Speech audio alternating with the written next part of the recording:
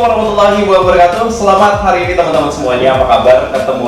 Bukan ketemu lagi sih. Ini perdana ya podcastnya bersama Dinas Kesehatan Kota Tasikmalaya. Dan di hari ini spesial banget karena kita kedatangan satu tamu yang luar biasa.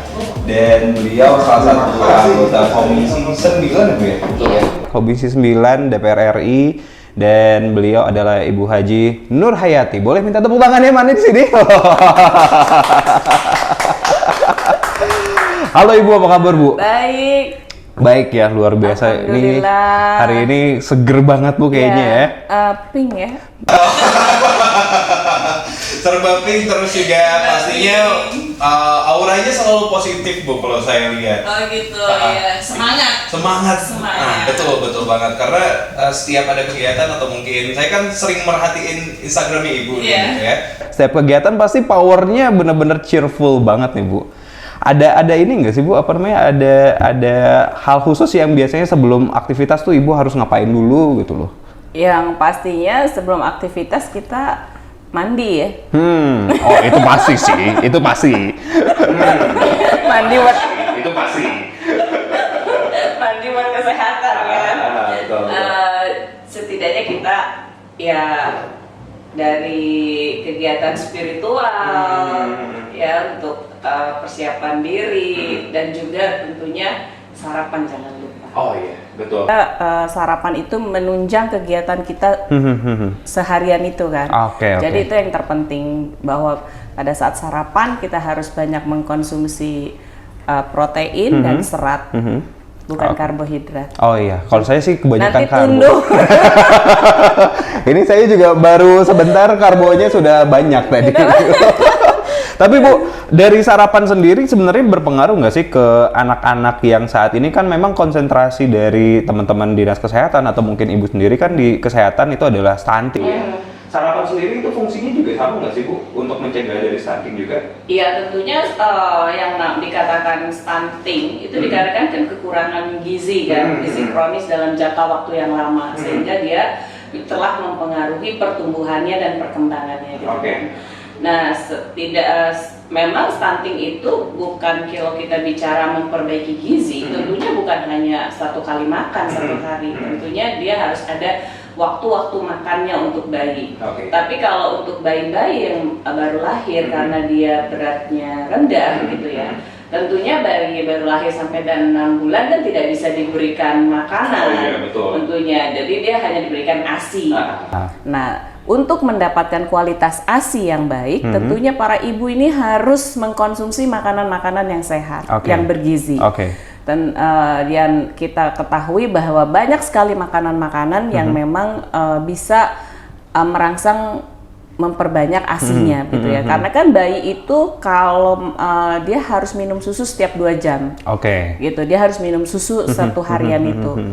Nah, bagaimana kualitas susunya? Nah, ini kan yang harus kita lihat. Nah, penting sekali bagi ibu-ibu yang baru melahirkan juga tentunya mengkonsumsi makanan-makanan yang sehat, mengandung protein, serat, karbo pun perlu, lemak juga perlu, tapi tidak begitu banyak. Nah, itu yang emang paling penting ya. Jadi jangan cuma karbohidratnya aja, jangan cuma jando saja ya ibu-ibu ya.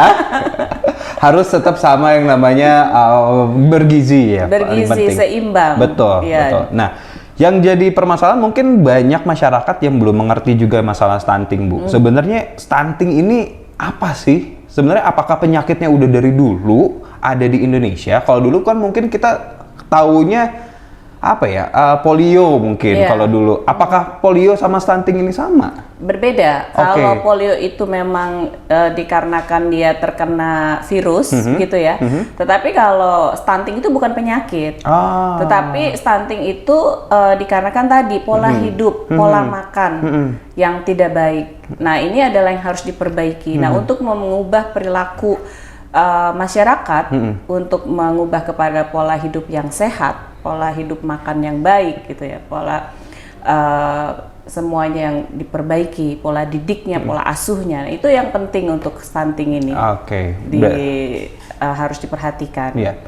Makanannya apa aja tuh Bu? Apakah harus ayam terus, sayuran terus, ikan terus? Dulu kan sempat digembar-gembor bilang, wah ayo kita gemar makan ikan nih gitu. Apakah cuma makanan-makanan itu aja? Iya, tentunya ikan salah satu ya yang mengandung protein tinggi kan. Jadi nggak mahal begitu. Kalau daging terus kan mahal katanya ya. Apalagi daging merah, padahal daging merah itu tentunya paling baik sebetulnya untuk mengejar stunting ini. Tetapi dikarenakan juga tidak semua ekonomi masyarakat bisa gitu ya. Jadi ikan salah satunya juga salah satu yang sangat baik, seperti ikan lele, ikan gabus, ikan tongkol, itu kan murah ya. Tetapi kandungan proteinnya tinggi gitu. Dan anak-anak stunting ini harus diintervensi dengan protein hewani sebetulnya, bukan hanya nabati gitu. Jadi tidak bisa dikejar oleh protein nabati, harus hewani. Kalau untuk anak-anak ya Bu ya, karena kan memang stunting ini kan bisa dibilang penyakit bukan sih Bu? Bukan penyakit, lebih kekurangan gizi mungkin. Kekurangan gizi kronis dalam jangka waktu yang lama, sehingga dia mempengaruhi pertumbuhannya, gitu, tinggi badannya dan juga berat badannya, lalu perkembangan otaknya, itu mempengaruhi dalam jangka waktu yang lama. Jadi stunting itu kan dimulai dari 1000 hari pertama kehidupan, artinya dari mulai janin itu terbentuk di rahim ibu sampai dengan 2 tahun umurnya. Nah ini adalah masa emas, golden age-nya si bayi tersebut yang menentukan, sehingga si ibu ini harus memperhatikan betul kesehatannya, gizinya pada saat dia mulai mengandung, atau bahkan stunting itu harus dimulai dari masa remajanya. Jadi remaja-remaja putri ini, kebiasaan remaja putri sekarang kan gemuk-gemuk nih, nyeblak, ya kan? Kurus, terus makannya maunya makanan kesukaan, gitu, tidak memperhatikan gizi. Jadi sehingga banyak anak-anak remaja putri kita itu yang anemia, HB-nya rendah. Lalu ada juga pola makan yang tidak sehat sekarang ini kan, makanan minuman kekinian terlalu manis. Jadi banyak juga sekarang anak-anak sudah diabetes. Jadi hal-hal seperti ini mempengaruhi sekali pada saat nanti dia mengandung gitu ya, janin. Nah ini mempengaruhi penyakit-penyakit bawaan tersebut gitu. Sehingga memang yang harus dilakukan oleh pemerintah Kota Tasikmalaya sekarang ini, karena kan stunting di Kota Tasikmalaya ini naik loh, 4,7%. Begitu. Menurut SSGI ya, 2023 bulan Mei, 28 Mei ini. Jadi sehingga kita melihat bahwa harus dilakukan screening, dari screening mulai remaja putri, anemia, lalu pemberian tambah darah dan lain-lain, dan lalu juga melakukan screening kepada ibu-ibu hamil gitu, yang ada kan ibu hamil itu harus memeriksakan diri kan 6 kali minimum ke dokter ya, harus 2 kali minimum USG, sehingga bisa ketahuan pertumbuhan janin ya di dalam janin tersebut. Lalu pemberian vitamin, obat penambah darah, dan tentunya akses pangan yang bergizi kepada ibu-ibu ini. Nah ini adalah yang harus dilakukan, dan tentunya pada saat bayi lahir pun sama gitu. Jadi bayi itu harus dilihat apakah bayi itu mempunyai asupan ASI yang cukup, lalu pada saat dia sudah 6 bulan lebih apakah empasinya itu juga makanan bergizi sehat, dan bayi ini harus diimunisasi dasar lengkap, jadi harus sesuai dengan umurnya. Jadi kalau memang kita ingin mencegah stunting, tentunya hidup sehat itu adalah wajib. Bahkan dari anak-anak sampai dengan remaja, sampai dengan dewasa, dan sampai dia menikah mempunyai anak, itu sangat penting gitu. Jadi kalau kayak Mas Adi tuh sehat ya? Saya sangat sehat sekali sih, terbukti ya, badan saya kuat ya, dan besar lebih tepatnya. Jadi stunting itu bukan penyakit. Bukan penyakit. Jadi memang kekurangan gizi aja. Kekurangan gizi, dan itu yang harus diperbaiki tadi, pola makan, pola hidup, pola didik, pola asuh.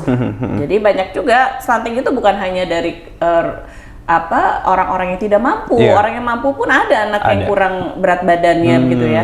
Dikarenakan apa ya tadi, pola asuh. Mungkin diasuhnya oleh mbaknya aja bisa gitu, jadi, atau kan? Mungkin sorry itu saya broken home mungkin atau, ya.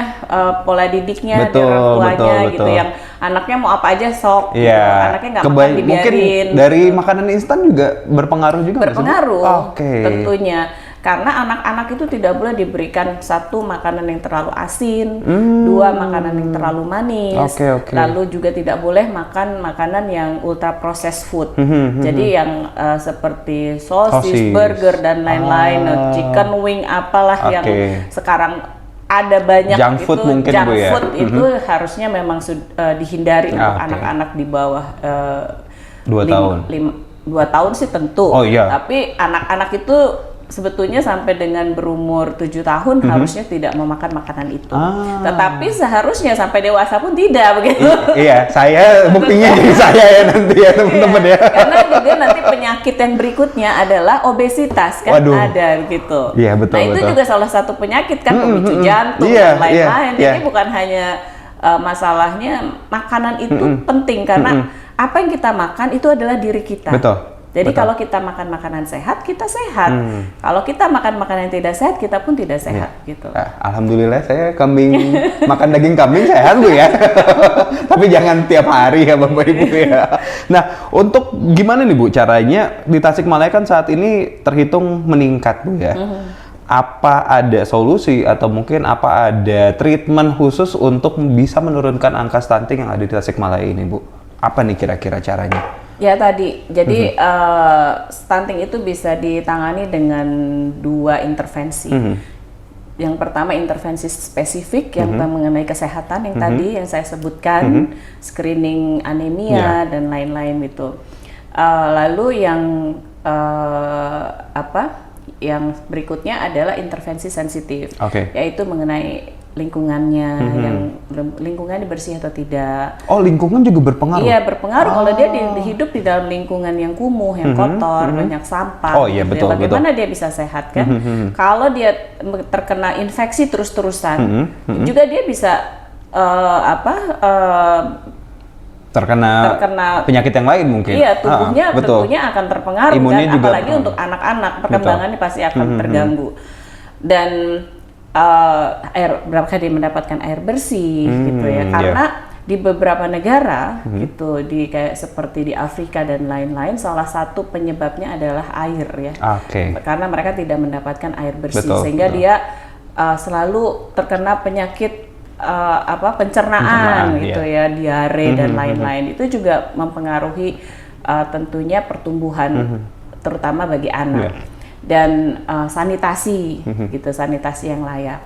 Jadi kalau kita lihat kemarin ya, saya itu ada di Indihiyang, salah satu kecamatan kedua terbesar di Kota Tasikmalaya kan Indihiyang, dan saya berada di Kelurahan Parakan Nyasak. Itu salah satu yang terbesar stuntingnya di sana. Jadi dari 702 anak-anak di sana, ternyata yang stuntingnya 111 anak, jadi lumayan cukup tinggi. Kalau saya tanya bagaimana apakah mereka punya sanitasi yang layak, ternyata baru 70% saja gitu. ODF-nya juga baru 60 sekian persen. Lalu imunisasi dasar lengkapnya juga baru 70% sampai dengan 80%. Jadi hal-hal seperti itu yang tadi saya ungkapkan, bahwa berbanding lurus gitu, bahwa di sana stunting kenapa tinggi, dikarenakan tadi lingkungan salah satunya. Lingkungannya. Lalu mereka juga tidak imunisasi anaknya gitu. Dan pola makannya gitu yang tidak baik. Nah, itu adalah salah satunya. Makanya saya menginginkan Dinas Kesehatan di Kota Tasikmalaya terus menyasar kepada memang sekarang ini data anak stunting yang betul-betul stunting karena yang di bawah 2 tahun. Karena setelah 2 tahun stunting itu tidak bisa dikembalikan. Oh, berarti nggak bisa ada obatnya? Tidak ada obatnya. Jadi kalau sudah perkembangan otaknya terganggu, sudah pertumbuhan badannya terganggu, itu sudah sulit lagi dikembalikan. Jadi masanya itu adalah sebelum 2 tahun. Itu yang harus kita intervensi prioritas pertama. Begitu. Dan bagi ibu-ibu hamil yang yang kekurangan energi kronis, yang dikatakan diprediksi nih punya anak stunting gitu ya, apabila dia tidak mampu secara ekonomi, tentunya dia harus diberikan bantuan, baik itu tunai maupun non tunai. dan akses pangan. Jadi diberikan makanan tambahan gitu. Jadi harus diberikan akses pangan yang bergizi bagi ibu-ibu hamil. Bagi anak-anak yang stunting yang orang tuanya tidak mampu pun sama, itu harus diberikan bantuan dan harus diberikan bantuan jaminan sosial kepada mereka, yaitu berupa BPJS Kesehatan sehingga mereka bisa pergi ke rumah sakit, bisa berobat gitu untuk anaknya dan untuk pada saat dia kehamilannya. Jadi itu ada yang harus dilakukan oleh pemerintah Kota Tasikmalaya dan kemarin pun saya sudah bicara dengan Dinkes bahwa setiap puskesmas sekarang itu kan memeriksa ibu-ibu hamil nih, bayi-bayi yang datang ke sana yang sakit, yang imunisasi dan lain-lain diperiksa. Saya bilang setiap dokter kandungan di Kota Tasikmalaya itu harus bertanggung jawab terhadap puskesmas. Jadi ada dokter kandungan yang bertanggung jawab dan ada dokter anak juga yang bertanggung jawab dan mereka juga harus datang ke puskesmas untuk mensupervisi gitu. Nah itu adalah salah satunya karena kalau tidak kayak kemarin yang menganalisa USG itu kan hanya bidan. Betul. Sementara atau dokter umum. Sementara kan yang punya kompetensi sebetulnya untuk menganalisa USG itu kan kalau kandungan ya dokter kandungan gitu. Betul. Atau memang dokter radiologi kan gitu. Jadi yang memang fokusnya ke sana gitu. Fokusnya ke situ. Jadi bisa saja anak itu sebetulnya sudah terlihat dari kandungan, tapi karena tadi satu alat USG-nya mungkin ya yang belum memadai. Katanya, Bu, di kita kan baru 2D, kata 2 dimensi. Jadi kalau sudah 3D atau 4D kan berat badan tuh terlihat. Betul, kelihatan. Gitu. Iya. Nah, terus bentuk anak tuh udah kelihatan, tangannya, kakinya semua kan udah terlihat. Nah, ini kan kalau masih 2D juga jadi masalah. Nah, ini juga tugas Tasikmalaya bagaimana alat-alat USG ini juga harus yang terbaru gitu. Dan alat mengukurnya juga harus yang terstandarisasi, alat antropometrinya setiap posyandu, setiap puskesmas yang memang mempunyai tugas untuk mengukur dan menimbang bayi itu harus mempunyai alat-alat yang terstandarisasi. Nah, saat ini berarti berapa persen Bu untuk alat-alat yang standarisasi di Kota Tasikmalaya? Nah, kalau saya tanya memang alat-alat antropometri itu hampir sudah semua posyandu udah semuanya. Dan puskesmas sudah ada. Berarti Tasikmalaya udah ready nih untuk menurunkan angka stunting ya? Iya, ngukurnya ya. Lalu itu alatnya sudah. Yang kedua sasaran targetnya, itu kan 100% pasti kan sasaran targetnya. Sekarang ini kan yang ke posyandu paling cuma 70%, 80%. Nah, bagaimana mengejar anak-anak yang tidak dibawa ke posyandu atau dibawa ke puskesmas itu kan berarti sasarannya juga harus ditingkatkan. Gitu harus ada kerjasama sasaran yang harus ditingkatkan. Dan yang ketiga itu tadi SDM. Betul. Itu SDM-nya pun harus dilatih standarnya sama semua. Bagaimana cara mengukur, bagaimana cara menimbang sehingga tidak ada perbedaan data nanti. Karena sekarang aja kalau kita lihat nih, saya punya data stunting di satu kelurahan ya, atau kecamatan, datanya camatnya beda, data bidan beda, data dari Dinkes pun beda gitu. Jadi hal inilah yang harus elaborasi gitu loh. Bagaimana data ini bisa menjadi satu data yang valid, yang bisa dipercaya gitu. Bagaimana kita bisa bekerja kalau datanya saja sudah acak-aduk gitu ya, berantakan. Nah, itu yang kami inginkan dari pemerintah Kota Tasikmalaya, memperbaiki data. Datanya harus benar-benar fiksasi dan benar-benar firm, kira-kira ini berapa nih data realnya. Karena kan dari Kemenkes sendiri sudah ada yang apps-nya ya, sudah ada yang bisa diisi online gitu. Nah, ini setiap daerah apakah mengisi itu atau tidak gitu. Jadi sehingga bisa terlihat bahwa semua data itu harusnya real dari lapangan, bisa diserap oleh Dinkes, oleh Kemenkes secara real begitu, secara yang memang di lapangannya. Tapi apakah memang ada Bu untuk orang-orang lapangan yang memang ngambil data gitu, kira-kira ada berapa orang atau mungkin ada berapa anak nih di kecamatan ini yang ternyata stunting, itu ada nggak sih Bu? Harusnya ada kan, dari posyandu ada laporannya. Makanya berarti itu orang posyandunya ya Bu ya? Iya betul, makanya itu yang penting, SDM, alat-alat dan sasaran target itu harus. Jadi jangan sampai yang stunting berapa 5% gitu, tapi yang hadir sebetulnya hanya 60% gitu. Artinya kan hanya 5% dari 60%, bukan dari 100%. Kita jadi nggak tahu real di lapangannya gitu. Tadi yang saya katakan. Ternyata bukan cuma masalah teman-teman dari Posyandunya aja yang harus proaktif, tapi lingkungannya pun harus proaktif bener dari RT RW, bukan cuma hanya kader-kadernya aja gitu ya. Oke, ini penyuluhannya harus benar-benar luar biasa ya. Dan teknologi sekarang kan. Betul. Jadi bisa dari Posyandu, dari Puskesmas itu bisa langsung masuk ke Dinkes. Jadi datanya faktual gitu, di lapangan asli, real. Tidak berbeda-beda.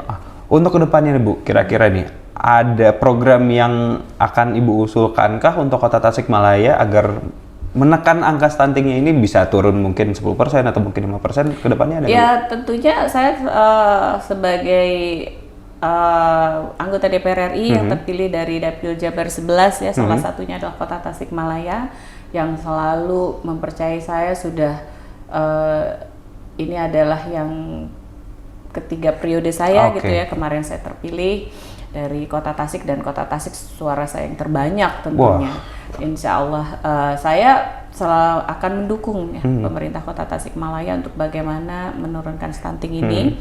Saya juga kemarin bekerja sama dengan BKKBN untuk meminta BKKBN berkoordinasi dengan kementerian-kementerian terkait bagaimana membantu Kota Tasikmalaya. Makanya saya ini kemarin hari ini datang nanti akan datang ke kecamatan, ke kelurahan langsung karena kami ingin melihat di lapangan itu seperti apa sih yang dibutuhkan mereka. Seperti kemarin kita tahu tuh mereka membutuhkan air bersih, mereka membutuhkan sanitasi, mereka membutuhkan alat-alat, misalkan puskesmasnya USG-nya udah nggak kurang ini gitu. Nah, kita minta BKKBN sebagai koordinator yang menangani masalah stunting yang bisa mengkoordinasikan kepada semua kementerian dan lembaga terkait. Kami minta untuk memberikan data Kota Tasikmalaya ini dan meminta bantuan dari itu pusat, provinsi maupun daerah untuk mengintervensi stunting ini. Tadi yang spesifik maupun yang sensitif. Itu adalah salah satu program yang nantinya Ibu Nurhayati bakal menjalankan ya, dan saat ini mungkin sedang dijalankan juga ya Bu ya, sedang dijalankan, dan ya kita mohon bantuannya kepada seluruh masyarakat juga proaktif, terus juga untuk semua lingkungan, entah itu RT, RW, kelurahan, kecamatan harus benar-benar memperhatikan nih, karena ini menyangkut masa depan Indonesia teman-teman ya. Bagaimana Indonesia bisa maju kalau anak-anak kita nggak cerdas kan? Itu gitu. dia. Makanya kemarin saya bilang ke kepada pemerintah kota, saya bilang Kota Tasikmalaya itu dari mulai SD ini sudah harus mulai ada pelajaran tentang gizi gitu. Karena apa? Itu investasi ke depan. Betul. Kalau dia sudah paham mengenai gizi dari kecil, dibiasakan dia makan makanan yang bergizi, tentunya ke depannya dia akan hidup sehat gitu. Dia tahu apa yang harus dimakan. Sehingga inilah investasi ke depan untuk kesehatan rakyat Indonesia. Itu tidak ada lagi stunting nantinya. Buat yang muda juga jangan yang manis-manis terus ya, apalagi kopi susu. Terus aja nangkring kayaknya boba apa segala macam itu. Malah ya, atau mungkin teman-teman yang nonton podcast untuk Dinas Kesehatan Kota Tasik ini ada pesan nggak Bu untuk teman-teman semuanya? Tentunya pesan saya adalah jaga kesehatan, mulai hidup sehat gitu. Kita gerakan masyarakat hidup sehat dan bersih. Tadi dari mulai membersihkan lingkungan, rumah, dan mulai makan makanan yang bergizi, dan kita harus peduli karena stunting ini tidak bisa ditangani hanya oleh pemerintah daerah maupun atau kami sebagai legislator, tetapi kita perlu semua masyarakat untuk mendukung penurunan stunting ini. Betul. Nah, gitu ya teman-teman ya. Biasa, yang inspiratif dan pastinya juga mengedukasi masyarakat bagaimana caranya kita hidup lebih sehat untuk kedepannya. Sekali lagi terima kasih banyak Ibu, dan jangan lupa untuk like, comment, dan subscribe teman-teman semuanya, dan support juga channel Dinas Kesehatan Kota Tasikmalaya. Saya Adi, mohon pamit. Wassalamualaikum warahmatullahi wabarakatuh. Bye bye.